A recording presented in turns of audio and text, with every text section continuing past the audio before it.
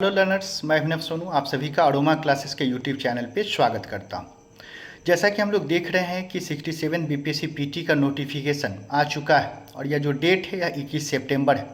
अब 2 सप्ताह से भी कम समय रह गया है, तो इस 2 सप्ताह में क्या करना है या हमारी स्ट्रैटेजी क्या रहनी चाहिए, इसको लेके मैं एक वीडियो लाया हूँ। सबसे पहले तो घबराना नहीं है, पेशेंस रखिए। बहुत सारे बच्चे अब डेट देखकर विचलित हो चुके होंगे क्योंकि बहुत लोग एक्सपेक्ट कर रहे थे कि डेट बढ़ेगा। इसके लिए उनका जो पढ़ाई का रफ्तार था वह थोड़ा क्या हो चुका था, धीमा हो चुका था। तो सबसे पहले रिलैक्स हो जाइए, कूल हो जाइए और अपने माइंड को फीडबैक दीजिए कि भाई पिछले 2 सालों से आप पढ़ाई ही कर रहे हैं। बहुत सारे बच्चे को होगा कि सब कुछ भूल चुके होंगे, मॉडर्न हिस्ट्री भूल गए होंगे, पॉलिटी भूल गए होंगे, 2 सप्ताह में क्या होगा। तो इसके जस्ट आप माइंड को पॉजिटिव फीडबैक दीजिए कि 2 साल हम पढ़े हैं भाई, कुछ अदर काम नहीं किए। चाहे वो आप घटना चक्र प्रैक्टिस किए हों या अदर प्लेटफॉर्म पे आप एमसीक्यू प्रैक्टिस किए हों या दिन रात आप बीपीएससी के लिए समर्पित ही रहे हैं, तो जो चीज़ आपको लग रहा है कि भूल चुके हैं वो आप भूले नहीं हैं, बल्कि आपके सबकॉन्शियस माइंड में क्या है, स्टोर है। एक बार आप रिवीजन करना शुरू कीजिएगा तो खुद ब खुद सब कुछ क्या होगा, याद आते चला जाएगा। परेशानी उन बच्चों के लिए है जो अब पढ़ना स्टार्ट करेंगे। वो अगर सोचें कि 2 सप्ताह में हम पढ़ ले और तब बीपीएससी क्वालिफाई कर जाए, तो यह ऑलमोस्ट क्या है, इम्पॉसिबल है। आप लोग अपना वक्त जाया नहीं किए हैं, बल्कि आप 1 साल 2 साल पढ़ ही रहे हैं। तो इसलिए आप लोग को टेंशन लेने की कहीं कोई बात नहीं है। रहा बात भूलने का, तो ये प्रैक्टिस करने से हो जाएगा। तो अब करना क्या है, तो नया अब कुछ नहीं पढ़ना है। 2 सप्ताह में अगर आप नया पढ़ने की कोशिश कीजिएगा तो जो पीछे का रिवीजन करना है वो छूट जाएगा, क्योंकि वक्त क्या है, कम है।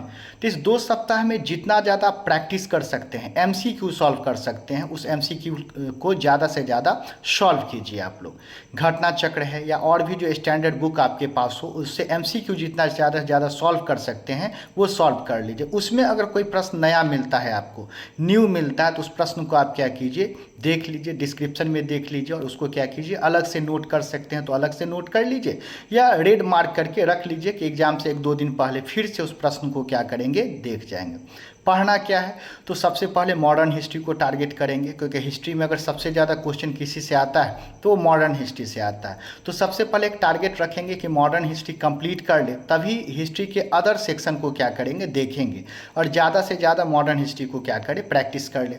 साइंस में आपका 30 के आसपास क्वेश्चन रहता है, तो साइंस में भी आपको क्या करना है, अभी फोकस करना है। साइंस में भी 3 आपका सब्जेक्ट है, फिजिक्स है, केमिस्ट्री है और बायो है।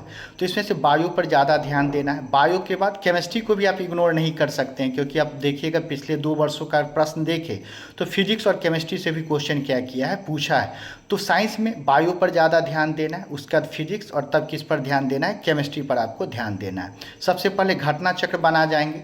इसके बाद आप जो लुसेंट का जो इंटर लेवल का जनरल साइंस जो आता है, सामान्य विज्ञान आता है, इसको एक बार क्या करेंगे, देख जाएंगे, क्योंकि इस बार डबल एओ के एग्जाम में बायो का स्टैंडर्ड थोड़ा क्या किया था, रेज किया था, यानी कि +1 +2 लेवल का क्वेश्चन था। तो उसको क्या करना है, एक बार घटना चक्र सॉल्व करने के बाद एक बार लुसेंट का जनरल साइंस सरसरी निगाह से क्या कर लेना है, देख लेना है। तो मॉडर्न हिस्ट्री साइंस को सबसे पहले टारगेट बेस्ड पढ़ाई करना है। टारगेट बेस्ड क्या, मान लीजिए कि बुधवार है तो एकदम टारगेट रख लीजिए कि संडे तक में मेरा मॉडर्न हिस्ट्री और साइंस पूरी तरह क्या हो जाए, कंप्लीट हो जाए, एकदम टारगेट बेस्ड। इससे आगे आपका नहीं जाना चाहिए।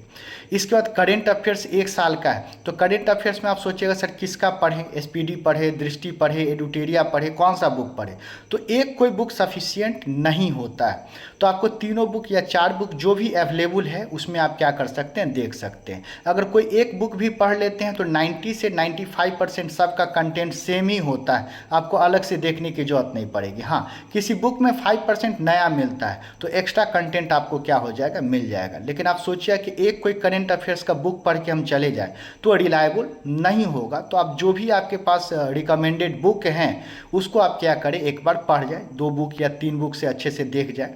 तो मॉडर्न हिस्ट्री, साइंस और करेंट अफेयर्स को अच्छे से क्या करना है, देख लेना है। बिहार की बात करें तो बिहार में आपका क्या करना है कि ऑब्जेक्टिव एक बार स्टैटिक पोर्शन का देख जाइए, इकोनॉमिक सर्वे और बजट देख जाना है, और खासकर बिहार से कनेक्ट करके आपको इकोनॉमिक सर्वे और बजट देखना है कि कौन कौन सा पॉलिसी चलाया गया है, क्या इकोनॉमिक कंडीशन रहा है, ये सारा कुछ के बारे में देख जाए। तो अभी के लिए इतना ही हम लोग रखते हैं। Modern history, science, current affairs और इकोनॉमिक सर्वे सबसे पहले आप लोग फोकस कीजिए। फिर अगले दिन हम नेक्स्ट वीडियो लेके लेके आएंगे और आप लोग को कमेंट में बतलाना है कि आप लोग कौन सा सेक्शन तैयार कर रहे हैं। और बी कूल, एकदम रिलैक्स रहिए। एग्ज़ाम की तैयारी आप लोग की अच्छी है और आप लोग बेहतर कीजिएगा, ठीक है। जितना आप परेशान हैं, जितना आप घबराए हुए हैं, उतना और छात्र भी घबराए होंगे, क्योंकि सभी लोग एक नाव में ही क्या कर रहे हैं, सवारी कर रहे हैं।